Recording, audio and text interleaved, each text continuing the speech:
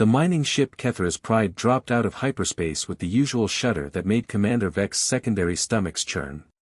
He steadied himself against the console and watched the view screen flicker to life. Before them hung a small moon, gray and unremarkable, orbiting a dead world in a forgotten corner of the outer rim. "Scan complete, Commander," said Technician Rila, her antenna twitching with excitement. "Mineral deposits confirmed. Iridium, platinum, and traces of crystalline compounds. This location is not registered in any galactic database." Vex allowed himself a moment of satisfaction. An unclaimed mineral moon was rare these days. The Galactic Council had mapped most of the known systems over the past 50,000 years. Finding something new meant profit. Significant profit. "Begin standard survey protocol," Vex ordered. "I want a full geological report before we deploy the extraction drones." Rila's claws danced across her console. Seconds later, her antenna went rigid. "Commander, I'm detecting an anomaly." "What kind of anomaly?" "Artificial structures. Beneath the surface. They appear to be constructed from alloys not matching any known composition in our database." Vex leaned forward. Artificial structures meant prior claim. Prior claim meant legal disputes. Legal disputes meant delays and lawyers and a dramatic reduction in profit. "How old are these structures?" Rila ran the analysis 3 times before answering. Her voice was uncertain. "The decay rate suggests approximately 10,000 years, Commander." "But that can't be right." "Why not?" "Because 10,000 years ago, this region of space was completely uninhabited. The nearest civilization was the Vorthan Empire, and they were still confined to their home system. No one had faster-than-light travel. No one had the technology to build structures on distant moons." Vex studied the scan results. The structures formed a complex network of tunnels and chambers, all concentrated near the moon's southern pole. They were deep, protected by nearly a kilometer of rock and ice. Whoever built them had wanted them to last. Could it be a precursor site? Vex asked. The precursors were the galaxy's great mystery, an ancient race that had disappeared millions of years ago, leaving behind only ruins and questions. "The construction patterns don't match precursor architecture," Rila said. "This is something else." Vex made a decision. "Prepare a survey team. We're going down." 2 hours later, Vex stood on the moon's surface in a pressure suit, watching his team drill through the ice layer. The stars overhead were cold and distant. The dead planet loomed large on the horizon, its atmosphere long since stripped away by solar winds. The drill broke through into a chamber. The readouts showed breathable atmosphere inside, somehow still pressurized after 10 millennia. That alone was impossible. No civilization in the galaxy had sealing technology that reliable. Vex descended first, his helmet lights cutting through the darkness. The chamber was massive, its walls smooth and metallic. Strange symbols covered every surface, geometric patterns that seemed to shift when he looked at them too long. "Commander, look at this," Rila called. She stood before a large wall panel that had begun to glow softly at their approach. "It's responding to our presence." Before Vex could respond, the panel flared bright. Light filled the chamber. Systems that had slumbered for 10,000 years suddenly activated with a hum that Vex felt in his bones. Text appeared on the panel. It cycled through languages rapidly, hundreds of them, thousands, none that Vex recognized. Then it stopped on Galactic Standard, the common tongue used by all Council species. "Welcome," the text read. "This facility has been dormant for 10,247 standard years. Please state your identity and purpose." Vex's heart hammered in his chest. "This is Commander Vex of the Kethra's Pride, representing the mining consortium of the Draven Republic. We claim this moon under Galactic Council salvage rights." The text changed. "Salvage rights denied. This facility remains the sovereign territory of the United Terran Coalition. Please wait while the awakening sequence completes. Terran? Rila whispered. I've never heard of any species called Terrans. Lights began activating throughout the facility, spreading outward like a wave. Vex could hear machinery coming to life in distant chambers. The floor vibrated beneath his feet. Commander, we're detecting power generation on a massive scale, reported one of his team members. Whatever this place is, it's waking up. A new section of walls slid open, revealing another chamber beyond. This one contained rows of cylindrical pods, each large enough to hold a humanoid creature. Frost clung to their surfaces. Status lights blinked from red to amber. What are those? Rila asked, though Vex suspected she already knew. Stasis pods, he said quietly. Someone's been sleeping here. The nearest pods Frost began to sublimate. Through the clearing glass, Vex could see the creature inside. It was roughly humanoid, with 2 arms and 2 legs, no tail, no antenna, no obvious sensory organs beyond 2 eyes, a nose, and a mouth. It looked disturbingly simple. Almost primitive. But the technology surrounding it was anything but primitive. The pod opened with a hiss of equalizing pressure. The creature's eyes fluttered open. They were blue, bright and alert despite 10 millennia of sleep. The creature sat up slowly, its movements careful and controlled. It looked at Vex and his team without apparent surprise. When it spoke, the facility's systems automatically translated. I am Dr. Sarah Chen, Chief Science Officer of Moonbase Resilience. How long have I been asleep? Vex found his voice with difficulty. 10,000 years. Give or take. The human, Chen, absorbed this information with remarkable calm. I see. And Earth? What is Earth's current status? I don't know any planet called Earth. Something flickered across Chen's face. Not surprise. Not fear. Something else. Understanding, perhaps. Or sadness. Then we slept longer than we hoped, she said softly. But not longer than we planned for. She stood, moving to a console and typing rapidly. More pods began their warming sequence. Commander Vex, was it? I appreciate you waking us. But I need to inform you that you're standing in what used to be humanity's fallback position. Our insurance policy against extinction. Humanity? Vex asked. Chen smiled, and there was something in that expression that made Vex's blood run cold. Yes. You might want to update your galactic databases. Humanity has been away for a while, but we're very good at coming back. All around them, pods continued to open. Humans emerged, stretching limbs and blinking in the light. They moved with purpose, immediately checking systems and equipment as if 10,000 years of sleep had been merely an inconvenient nap. Vex realized, with growing unease, that he had just woken something the galaxy had forgotten. Something that had been here first.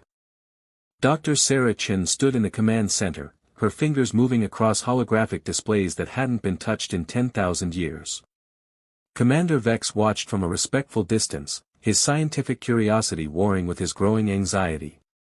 Around them, more humans emerged from stasis, 43 in total, each one moving with the same unsettling calm.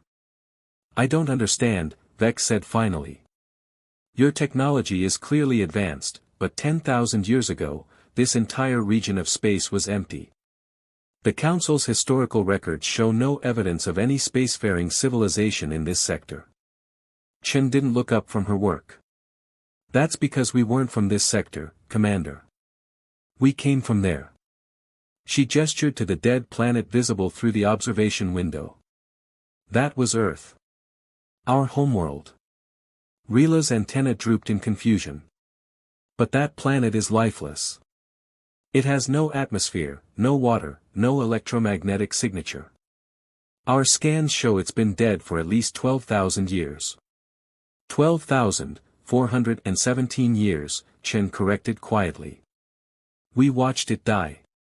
That's why we built this place. The command center fell silent except for the hum of awakening systems. Vex felt something cold settle in his chest. What happened to it? Chen's hand stilled on the console.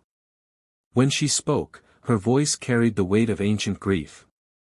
We made mistakes. Humanity reached for the stars, but we didn't take care of our home. Climate collapse, nuclear exchange, biological warfare. We had colonies on Mars and Europa, stations throughout the system, but Earth was where billions lived. When the cascade failures started, we couldn't stop them. She pulled up an image on the main display. It showed the same planet, but alive. Blue oceans, green continents, white clouds swirling in complex patterns. It was beautiful. This was Earth 300 years before the end. We knew what was coming. Some of us tried to prevent it. Others prepared for the aftermath. Another human approached, a tall man with gray threading his dark hair. Dr. Chen, the inventory is complete. We have full power, life support is stable, and the manufacturing bay is functional. The seed vault reports 97% viability. Thank you, Marcus, Chen said. She turned to face Vex fully. Commander, I need you to understand something. Moon-base resilience wasn't just a survival shelter. It was a civilization restart protocol. When Earth died, we sent our colonies to the stars with everything they needed to rebuild. But we knew some of us had to stay behind, had to sleep and wait, in case they failed. Failed at what? Vex asked. At surviving. At remembering. At staying human. Chen's expression was difficult to read. We put 43 people in stasis here, along with the genetic material for 10,000 species, agricultural databases, cultural archives, and the accumulated knowledge of 7,000 years of human civilization. This base was designed to last 1,000,000 years if necessary. Rilo was checking her datapad frantically. Commander, I'm cross-referencing historical records. There are legends among some of the older species. Stories about a race called the Builders who appeared briefly in several systems about 9,000 years ago. Advanced technology, rapid expansion, then sudden disappearance. The descriptions of the Builders match human physiology. Chen nodded slowly. Our colonies. They made it. At least some of them did. She looked at Vex with those unsettling blue eyes. What happened to them, Commander? Where are humans in your galactic database? Vex exchanged glances with Rila. There are no humans in Council space. No member species matches your description. The Builder civilization, if that was you, vanished from the historical record 8,000 years ago. There are ruins on 17 different worlds, all abandoned simultaneously. No one knows why they left or where they went. Something like pain crossed Chen's face. They didn't leave. They died out. Or evolved into something else. Or forgot what they were. She took a breath. We were supposed to be a backup. We're supposed to wake when humanity calls. But no one called, so we slept until someone found us. The implication settled over Vex like a heavy cloak. This base, this moon, this forgotten outpost was potentially the last remnant of a civilization that had once spanned the stars. A civilization that had existed before the Council, before recorded history, before any of the current powers had left their homeworlds. What do you plan to do now? Vex asked carefully. Chen looked around the command center at her fellow humans, all working with quiet efficiency to restore their ancient facility. What we were always meant to do. Survive. Rebuild. Remember. She met Vex's eyes. We're not claiming the galaxy, Commander. We're not a threat to your council. We're just 43 people waking up in a universe that forgot we existed. We'll need time to process that. But your technology, Rila interjected. Your stasis systems alone are centuries ahead of anything the council has developed. Your power generation, your material science, the fact that this facility still functions after 10 millennia. Yes, Chen interrupted gently. We had to be advanced. We had to build something that would outlast empires. That was the point. She pulled up another display, this one showing star charts. But we're not interested in conquest or dominance. We watched our own civilization tear itself apart. We learned that lesson in the hardest way possible. Marcus approached again, this time carrying a small metal case. Doctor, the communication array is restored. We're receiving signals. Thousands of them. The galaxy is much more crowded than when we went to sleep. Chen opened the case, revealing a device that looked like a simple data crystal. This is humanity's story, Commander Vex. Everything we were, everything we learned, everything we hoped for. We planned to wake up and find our descendants thriving among the stars. Instead, we find they're gone and the galaxy has moved on without us. She held out the crystal. I'd like to share this with your Galactic Council. Not as a claim of superiority, but as a gift. Perhaps someone out there will recognize the lessons we learned too late. Perhaps it will help them avoid the mistakes we made. Vex took the crystal carefully. It was warm to the touch, almost alive. The Council will want to meet with you. There will be questions, inspections, legal proceedings about this moon's status. We understand, Chen said. We'll cooperate fully. But Commander, I need you to understand something else. This base has defense systems. They're automated, they're powerful, and they were designed to protect the last of humanity against any threat. They've been dormant, but they're waking up along with everything else. I can control them, but it would be better if your fleet doesn't make any aggressive moves. It wasn't a threat. It was simply a statement of fact, delivered in the same calm tone Chen used for everything. But Vex felt the weight of it nonetheless. This small moon, this forgotten outpost, contained technology that predated the Council itself. Who knew what weapons slept in its depths? I'll inform my superiors, Vex said. I'll recommend a diplomatic approach. Thank you. Chen smiled, and this time it reached her eyes. You seem like a reasonable person, Commander. I'm glad you were the one who found us. It could have been much worse. Around them, the base continued to wake. Light spread through corridors that had been dark for 10,000 years. Machines hummed to life. The seed vault's environmental controls activated, preparing to nurture life from genetic material older than most civilizations. In the manufacturing bay, fabricators began their startup sequences, ready to build whatever humanity might need. Vex realized he was witnessing something historians would study for generations. The return of humanity. Not from the stars, but from sleep. Not as conquerors, but as survivors. 3 days after the awakening, Commander Vex stood in Moonbase Resilience's observation dome, watching the arrival of the Council diplomatic fleet. 20 ships materialized from hyperspace, their hulls bearing the emblems of a dozen different species. The Kethra's pride looked tiny beside them. Dr. Sarah Chen stood beside him, her expression unreadable. That's quite a welcoming committee. The Council doesn't like surprises, Vex said. A previously unknown civilization with advanced technology qualifies as a very big surprise. We're not a civilization anymore, Chen said softly. We're a memory with a pulse. Over the past 3 days, Vex had watched the humans work with relentless efficiency. They'd restored the base's primary systems, catalogued their resources, and begun the delicate process of awakening the genetic samples in the seed vault. They moved like people who'd done this before, following protocols written millennia ago. But more than that, Vex had listened to their stories.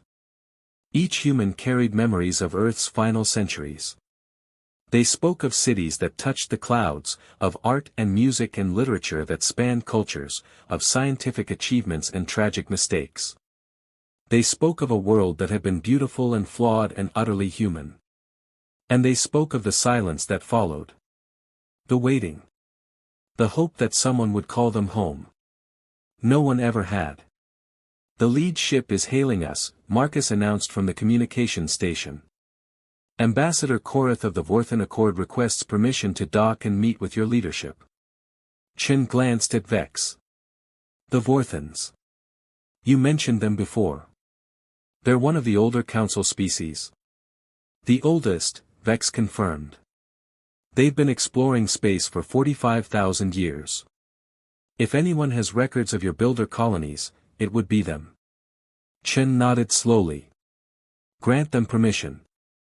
Let's see what the galaxy wants with us. Ambassador Korath was ancient even by Vorthan standards, his crystalline carapace etched with patterns that denoted centuries of service. He entered the command center flanked by 2 guards, but his compound eyes fixed immediately on the humans with unmistakable fascination. Dr. Chen, he said through his translator, his voice like wind chimes. On behalf of the Galactic Council, I welcome you back to the waking world. We have much to discuss. Ambassador, Chen replied, inclining her head respectfully. Thank you for coming. I imagine you have many questions. Questions, yes. But also answers, perhaps. Korath approached the main display, where Chen had loaded star charts showing the locations of the abandoned builder sites. These colonies.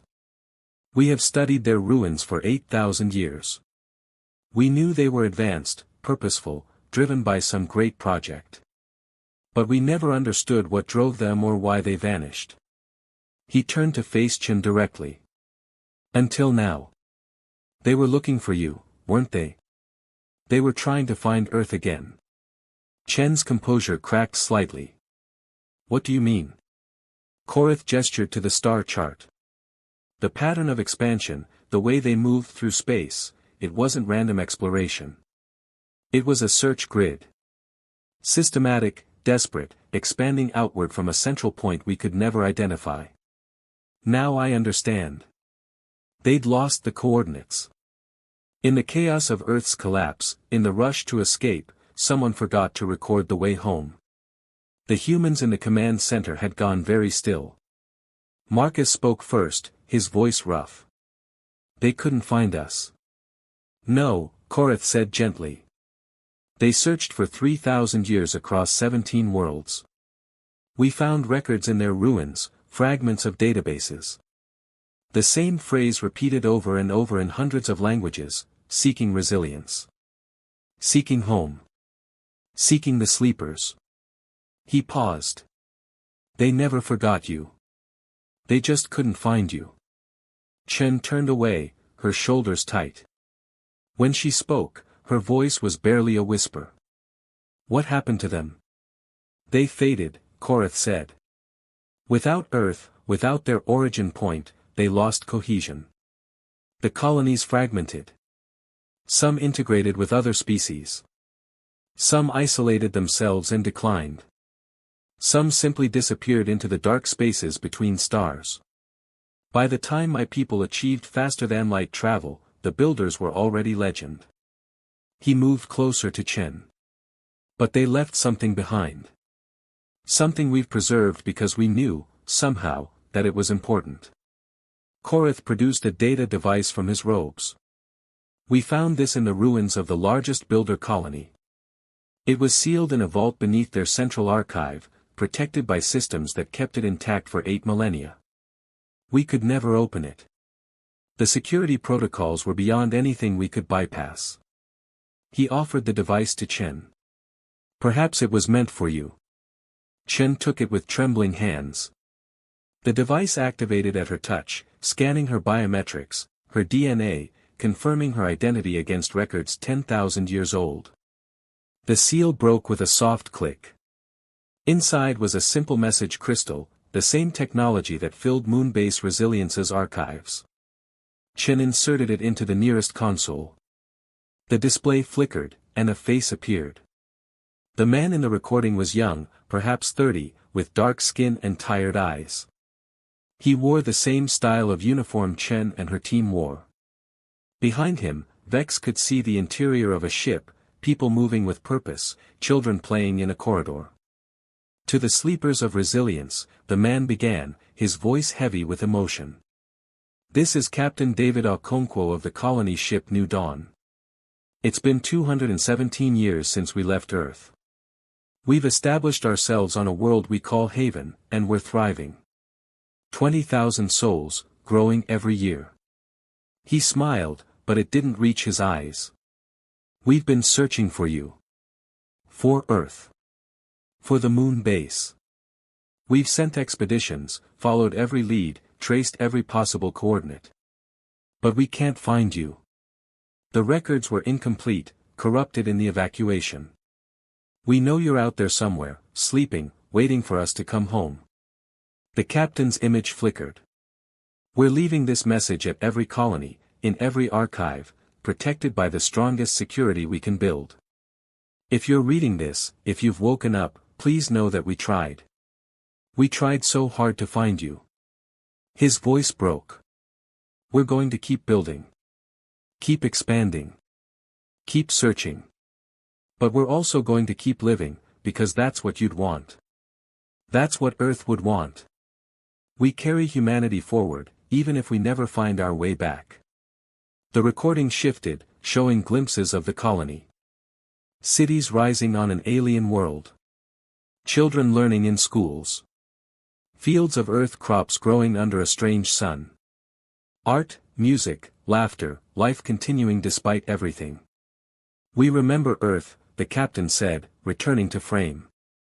We teach our children about the blue skies and the oceans and the billions who couldn't escape. We honor the sacrifice of the sleepers who stayed behind. And we hope that someday, somehow, you'll wake up to find that humanity survived. He straightened, offering a formal salute. From all of us scattered among the stars, from all the descendants of Earth who carry your memory, thank you. Thank you for being our anchor. Thank you for preserving what we were. And if we're gone by the time you wake, if we've faded into history, please remember that we tried our best to be worthy of the sacrifice you made. The recording ended. The command center was silent except for the quiet sound of Chen crying. Marcus had his hand over his mouth, tears streaming down his face. Every human in the room was weeping. They hadn't failed. Humanity had survived, thrived, spread across the stars. The fact that it had faded later didn't erase those 3,000 years of life, of growth, of people loving and building and hoping. Ambassador Korath spoke softly. Dr. Chen, I cannot give you back your descendants. But I can tell you what we've learned from studying their ruins. They were good people. They built beautiful things. They treated other species with respect and curiosity. When they began to fade, it was not from war or hate, but from simple entropy, the slow dissolution that comes to all things in time. He gestured to his guards, who produced several more data crystals. These are all the records we've preserved. Art, music, literature, scientific journals, personal logs. 3,000 years of human civilization after Earth. It's yours now. Your inheritance from the descendants you never got to meet. Chen accepted the crystals with shaking hands. Thank you, she managed. Thank you for remembering them. How could we forget? Korath said. They taught us so much. Their approach to terraforming influenced our own. Their art inspired 3 different cultural movements. Their philosophy of coexistence shaped the early council's founding principles. He paused. In a way, humanity never left the galaxy. It just changed form, scattered itself like seeds among the stars. And perhaps some of those seeds took root in ways we don't recognize. He turned to address all the humans. The Council has made a decision. Moon-base resilience is recognized as sovereign human territory. You will have a seat on the Council, a voice in galactic affairs, full diplomatic status and protections. We hope you will share your knowledge, your perspective, your history. The galaxy is better with humanity in it. Chen wiped her eyes and stood straighter. We accept. And we'll share everything we have. Our mistakes as well as our achievements. The galaxy deserves to know the whole truth about what we were. She looked at her fellow humans, then at Vex and Korath and the vast display of stars beyond the window. 43 people can't rebuild a civilization. But maybe we can be something else. Teachers. Historians. Bridges between the past and present. We can honor what humanity was while helping build what the galaxy can become. Marcus spoke up. Some of those builder ruins, are there any intact enough to restore? Any we could visit? Coritha's crystalline features arranged themselves in what might have been a smile. Several, yes. Would you like to walk where your descendants walked? Very much, Chen said. She turned to Vex. Commander, would you be willing to take us there? You found us. It seems fitting that you'd help us find them, too. Vex felt something warm expand in his chest. It would be an honor, Dr. Chen. 2 weeks later, the Kethra's Pride entered orbit around Haven, the first world the builders had colonized. From space, Vex could see the ruins of their cities, now overgrown but still visible after 8,000 years. Sarah Chen stood at the viewport, her hand pressed against the glass. Below lay the world where humanity had tried to start again, where they'd lived and loved and eventually faded away. But they'd lived. That was what mattered. Ready? Vex asked gently. Chen nodded, unable to speak. As they descended toward the surface, toward the remnants of human dreams and human hope, Vex realized that something impossible had happened. Humanity had died twice, once on Earth, once scattered among the stars. But here, now, awakened from 10,000 years of sleep, they were being given a third chance. Not to rebuild their empire. Not to reclaim their glory. But to remember, to teach, and to ensure that their mistakes and their triumphs would never be forgotten. The galaxy had moved on without humanity. But now humanity was back, and the universe would be richer for their presence. Sarah Chen, last witness to Earth's death and first witness to humanity's third dawn, smiled through her tears as the ship descended toward the world her descendants had built. The sleepers had finally come home.